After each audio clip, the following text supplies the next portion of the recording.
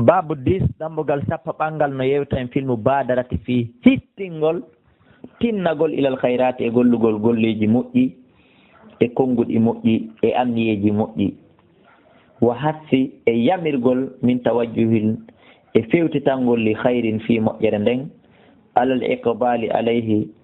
fi fewtutugol e mayre bil jiddi wondude e soobe min gayri taraddudin ko alda e ruti nagol bi mana ko alda e mijitagol ko alda e waɗugol jooɗe jakka hittinana moƴƴere nde heña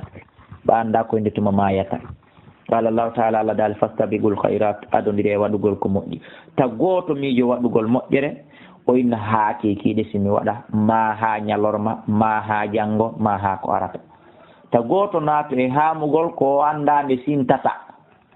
no gasa ko an adoto sintude ko wonɗa haamude kon no gasa ko haamata kon adoto sintude ta gooto naato e haamugol haa janngo haa ko arata haa mi heɓa duuɓi hunde kaari haa mi timmina hunde kaari ta haami wa qala taala wa saari koni adondire ila magfiratin faade ɗaɓɓugol yaafuye min rabbikum modde ka jommon wa jannatin e aljanna ɗaɓɓugol aljanna arduha mo tata largeur makko on tum yanji makko on assamawatu wal ard no fota e leyɗele ɗen e kammuli ɗin o iddata ɗum maranama lil muttaqina o nande huuloɓe allah ɓen ko ɗeɗo ayaji alqur'ana woni ko ɓe addani en ɗeɗo ɗiɗi yoni dalil e ngal dambugal wa amal ahadis amma hadis e jaɗen hiɗe ɗuuɗi fal awal hadis era noon e mum an abi hurairata ƴettama aba hurairata radiallahu anhu anna rasulallah wonde ne laaɗal on sallah sallam qala ɓe maki badiru kono hittine bil amali e gollugol gollel moƴƴini fitanan wonon ƴoƴuɓe ka qitti illayl wono tumbere jemma almuslimi niɓɓutuɗo yusbihu wontay arrajulu gorko on e yusbihu weetay arrajulu gorko mu'minan hara ko o gomɗinɗo yusbihu hino weeta arrajulu gorko bimbi mu'minanta ko o gomɗinɗo wa yumsi o niɓɓa ɗo e kikiɗe kafina hara wonti kefeero mana ko yo hitte gollugol ko moƴƴi wa yumsi hino niɓɓa kadi mu'minan ko gomɗinɗo wa yusbihu ɗo yo weetu bimbi ta o weeti kafiran ko kefeero yabi'u dinahu goɗɗo hino yeeya dina mum kam fes mbi aradin min adduniya sabu jaw koye aduna weeɓiti koye aduna hiɗen andi noon suuɗanaki hiɗen suti koni kon feƴƴude ka teere a sani ɗin mum ɗum nabi sirwa ata yettama yabi sirwa bi kasri sin sabu ko sin on masa kolle almuhumalata tertaɗo mo toɓɓa kam wa fatiha no selli ka o waɗe poccal dow inne sarwa ata ko boni on ko gubata bonil harisi radiallahu anhu qala o maki sallaytu mi juuli wara annabi ɓaw annabaji allah sallah sallam bil madinati madina al asra julde alansara fa sallama o salmini summa qama refti o immi musuran himo hittini o maƴƴile goy e fatakatta riqaba nnas o liiƴi daɗe yimɓe ɓen aale goyi o fekki hakkude sappaji ɗin ila baadi hojari nisaihi o yehi faade e chambre son yoga e sonnaɓe makko o hawnaki musidɓe julɗo ara ko nene aicha fo fasa annas yimɓe ɓen fof ɗen jimini surati hawtagol nelaɗo ngol heña heña fakharaja alayhim on say o yiltiti kadi o yaltiti e maɓɓe fara'a o faami annam asikkay ɓe kadi ajibuɓe haawike min surati immorde hittingol makko ngol kala inni ɓe he so yimi maƴƴi ɗo mi hittini heña heña wona tana wona faɗɗa ɗo woni ka nder galle an wona wasi haray mi anduto fi ñaamete hum zakartu mi anduto shay'an hunde min tibrin immorde e kanŋe ma ɗum kaalise indana hino ka amen fakari tomi añi noon an yahbisani e nde nganto jogitotoɗal nga ha ɗum ronke sendede fa amartu ko ɗum mi wubbi mi yeehi mi yamiroyɓe qismati sendegol mum fiyo goto kala heɓu rawa bouhari on andi ɗum ɗo ko moƴƴere woni ko ɓe wubbani ɗo mi mana hiɗa mari goɗɗum fi sendalngol ɓeygure nden e miskina ɓen e kawtalɓe ɓen hande ɓe jooɗoto e waajagol ɗon e jaabagol lande ɗon ha ɓe yejjita ɓe yaha hande kadi awa ɗum wonana halal maɓɓe kamɓe tun e ɓeygure nden hara heddi tiɓɓen heɓali ɓe wubbi feendo ɗon ɓe waɗi awa enen kadi kala moƴƴere ko ni hano ɗen wubbude huwa nde a satoto tun iblisa ɗoytini fakarihtu rawal bouhari ko imam bouhari filli wa fi riwayatillah no ari filla e goo wo kuntu mi laatike khallaftu mi acci fil bayt ka suudu tibran huntere kanŋe ma huntere kaalise mina sadaka immorde e sadakaji zakkaji addat ɗin fakaritu mi añino an yubayyitaw fiita ɗum waalu ka suudu ɗon tawa sendaka miskinaɓe ɓen heeɓi ndaare hittingol fi moƴƴere ko njelo wondi e zakkaji mum ɗin ɓe hiɓe sali calculde ɓe jonna wonɓe hendade ɓen ma ɓe calcule ha ɓe gayna ɓe ittina ɓe itta ɓe yilto ɓe jogo ɗon kadi ɓe ronka jonnude duwaɓe hendade ɓe njelo waɗi ɗum ndaare nelaɗo kañum ko wubbi ɗo hay waɗa albaqiyatu salihati heɓe firude attibru ko wiyete tibru ƴetto on zahabin ko kuntum kanŋe aw fiddatin ma kuntum kalise a salsarise tan mo on e hollugol e goɗɗo hittin e waɗugol moƴƴereji han Jabir ƴettama e Jabir radiyallahu anhu qala o maki qala rajulun gorko goo makani li nabi annabajo Allah sallallahu alaihi wasallam yawma uhudin ñande guere Uhud ra'ayta ali in qutiltu si tawi woni mi warama fa ayna ana ene haray ko honto mi woni nelaɗo konto mi yaata qal nelaɗo maki fil jannati ka aljanna o wi hi nelaɗo maki hakke ha kamɓe kaɓe hittinanta ɗo moƴƴere nden tawi mo ñamude tamaroje attention falɗa tamaratin o firi tamaroje ɗen kunna laatiɗe fi yadi ka jungo makko o feriɗe tawi ñamugol ɗe ngol ha o gayna hino neɓanimo fi hittingol fi moƴƴere nden ndaare ɗum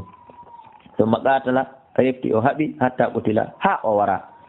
o wonoyi hon to ɓay ko nelaɗo ƴettino garante na Abdoullahi kala wona a wonɗo jentade ka aljanna muttafaqun alayhi arrabiu hadith nayi ɓon an abi hurairata radiallahu anhu qala wi jaa rajulu gorko go arno ila nabii sallllahu alih w sallam fa qala o maki ya rasulallah ayi sadakati kon e sadakaji ɗin agam ɓuuri mawde ajiran joddi hara mi wakkilo mi itta ɗum en fof eɗen humpa ngallandal ɗo ka en fof eɗen humpa o jababuye ɗo ko honɗum e sadaka waɗata tabaraji ino mawni e sikka joni ko metti fi ɓalne laaɗo maki anta sadaka ko nde ittata sadaka o anta tawa an sahihun ka selluɗo wona ɓa hiɗa nawni ittira sadaka fi ya sellu ko hiɗa selli ken sahihun hara ko a haton jinɗo e mum wona wasi hara ko fiiɓa a haari ma ɓa a luttini ma ɓa haaju ma lanni e mum ma ɓa a heeɓi sifa mum waɗi si hokkitirɗa takshal fakra hara ina huuli basal an kadi na wasi a riisi ha a woni assuré a hula tampere hande kadi an kadi hiɗa huuli tampere mi mana an kadi na a ɗuɗiraɗo ko on sadaka ɓuuri moƴƴude wa ta'amulul ghina a hande kadi yeloɗa ko wiyete ko ngalu wala tum wa ta'amulul ghina nettina ngalu ngun mbimana nettina fi alɗingol ma ngol on say mi alɗoye somi alɗali hande mi alɗoye yandi yomi okkitir ɗum ɗo somi risali hande hatta mi risoya mbimana welsindina yelina juutina fi alɗugol ma ngol fi no ittira sadaka wala tum hil hara a welsindali ittugol sadaka on hatta ida balagatil hulquma ha si tawi woni womtikin hewti ka lokoƴere ɓulta innoya noon li fulanin kada wa li fulanin kada waqad kana li fulan on jonnay kaari tel on jonnay kaari tel on jonnay kaari tel haray ɗon hande kadi hay sibaraji no woodi ɗi wata wa fewde okkitirɗa hiɗa selli hiɗa hatonjin e ko wonɗa okkude kon waqad kana li fulan desa kon kon ɗawide kaari jeyi ɗum laatani no ke kaari masalan ila ka tawi ɗon hi a maayi nde kadi jawdi ma nin ko ɓiɓɓe ɓen jeyi ko gasa ɓe ronde ɓen jeyi ko kamɓe okkitirta ko kamɓe ñamata ko kamɓe bonnata ko kamɓe moƴƴinta kon ko okkitirɗa ko kaari jeyi desa wata okkitirde hande kadi muttafaqun alayh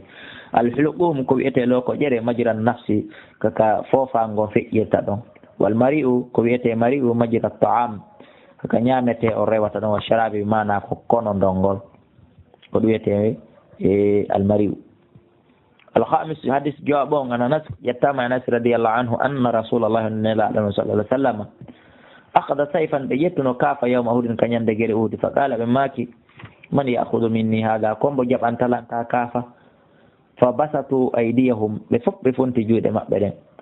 كل إنسان كلا منهم مقبل يقول هنا أنا كمين سيكو أنا قلت كلا كو ينبو جنغو منغو حبو يكاري كان ينجب ala ƴettude yo kaari ƴettay siko enen ko noon ɓeeɗa ko ɓe adodiroɓe e moƴƴere enen koye welsindotoɓe e moƴƴere qala nelaɗo maki faman yahuduhu bi haqqihi ko mbo ƴettirta ka kaafa noka hana ƴettirede noon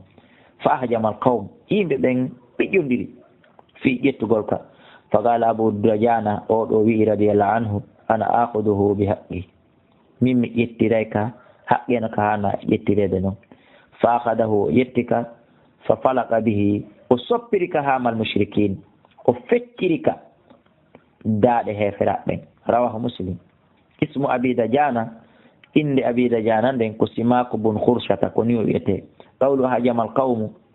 e yimɓe ɓen ɓijjodiri ayta waqafu ɓe darti ko ɓe wonno kon fonti juɗɗen fi jaɓɓugol ka hande kadi ɓe darti ɓe ɓijjodiri ɓe darti ka ɓe won ɗon falaka bihi o fecciri ka ay shaɗɗa o fecciri hamal mushrikin ay ru'usum ko'e maɓɓe ɗen daaɗe maɓɓe ɗen asadis jeega ɓunɗo min an zubair yettama e zubair bun adi qala o maki atayna anas min arika anas bun malki radiallahu anhu fa shakawna min wulliti ilayhi ka makko ma nalqa komin hawroy kon min al hajjaj immorde o ɗo wiyeteɓe hujjaj fa qala o inni he isbiru muñenani hujjajo ko kanko wonno lanɗon on say ko kanko lontino tawi noon ko aden julɗo kelɗuɗo ngaari huntowo haajo darantoɗo islam kono o bonnay kadi nani o bonnay o lettay piyay waray sifanin piiji oɗo noon ari sifani anas zubair kan ellaji e probléme ji e andeji e satte ndeji ko ɓe woni kon hawrude junngo o fa qala o jaabi isbiru muñe fa inna ko woni la ya'ti arata zaman illa walladi si wona haray ngun ɗon jamanu ba'dahu hino e ɓawngun sharrun bone illa walladi si wona ko ngun jamanu ba'dahu iwtiraygo ɓawɗon sharrun ɓuri bonde min hudi ngun jamanu feƴƴungu mi mana muñe nani jamanu arata ko ngu wondi e sattende wo si wona ko ngun jamanu iwtiraygo ɓawɗon ɓuri wondude e sattende mi sikki noon foppu no andi ɗum enen laginey ɗen andi ɗum président arɗo o ko guere fo fiyo iw wiye dikka iwɗo on premier ministre no maɗo o ko guere fiyo iw dikka iwnoɗon ndi arɗo on ñande wo ko dikka iwnoɗon ndi arɗo on mi sikki fo no faami ɗum enen lagine hiɗen ɓooyi yo allah on sansira en no moƴƴiri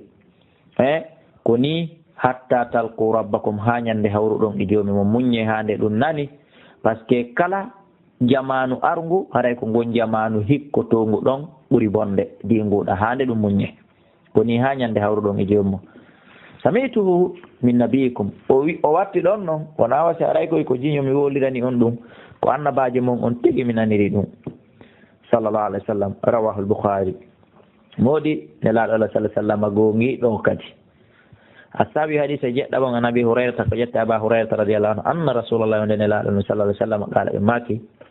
badiru hittine bila amali saban e golleji jeeɗɗi hal tantaziruna tawsi ɗon habbiti